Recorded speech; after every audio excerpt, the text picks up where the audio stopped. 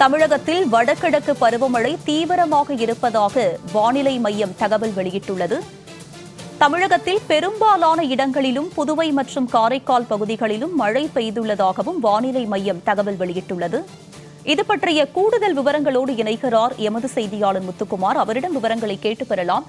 முத்துக்குமார், சொல்லுங்க, வானிலை மையம் தற்போது வடகிழக்கு பருவமழை தீவிரமாக இருப்பதாக தகவல் வெளியிட்டிருக்கும் நிலையில் தமிழகத்தில் குறிப்பாக எந்தெந்த மாவட்டங்களில் அதிகமாக கனமழையை எதிர்பார்க்கலாம்?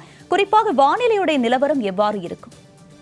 வணக்கம். வடகிழக்கு பருவமழை என்பது கடந்த மாதத்துல துவங்கினது. அதாவது கடந்த மாதம் 15ஆம் தேதி துவங்கியது. இந்த நிலையில இந்த வடகிழக்கு பருவமழை துவங்கி கிட்டத்தட்ட ஒரு மாதம் ஆகிய நிலையில வடகிழக்கு பருவமழை என்பது தீவிரமாக உள்ளதாக வானிலை ஆய்வு மையம், சென்னை வானிலை ஆய்வு மையம் தகவல் தெரிவித்திருக்கிறது.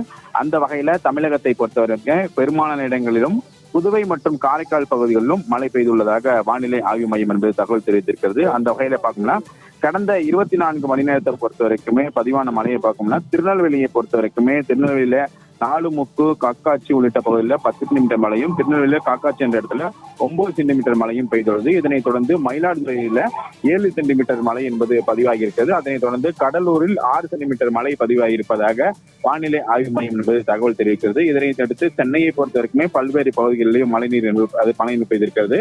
குறிப்பாக மன்னார் வளைகுடா மற்றும் அதனை ஒட்டிய இலங்கை கடலோர பகுதியில் மேல் ஒரு வளிமண்டல சுழற்சி என்பது நிலவுகிறது. இதன் காரணமாக இன்றைய தினத்தை பொறுத்த வரைக்குமே கடலோர தமிழகத்தில் அநேக இடங்களிலும், உள் தமிழகத்தில் ஒரு சில இடங்களிலும், புதுவை மற்றும் காரைக்கால் பகுதிகளிலும் இடி மின்னலுடன் கூடிய லேசான முதல் மிதமான மழை பெய்யக்கூடும் என்றும் வானிலை ஆய்வு மையம் தகவல் என்பது தெரிவித்திருக்கிறது. அந்த வகையில கன்னியாகுமரி, திருநெல்வேலி, தூத்துக்குடி, ராமநாதபுரம், தென்காசி, விருதுநகர், மதுரை, திண்டுக்கல், தேனி, சிவகங்கை, புதுக்கோட்டை, தஞ்சாவூர், திருவாரூர், நாகப்பட்டினம், மயிலாடுதுறை, கடலூர், விழுப்புரம், செங்கல்பட்டு மாவட்டங்களிலும் அதே போல புதுச்சேரி மற்றும் காரைக்கால் பகுதியிலும் ஓரிரு இடங்களில் மழைக்கு வாய்ப்பு இருப்பதாக தெரிவிக்கிறது.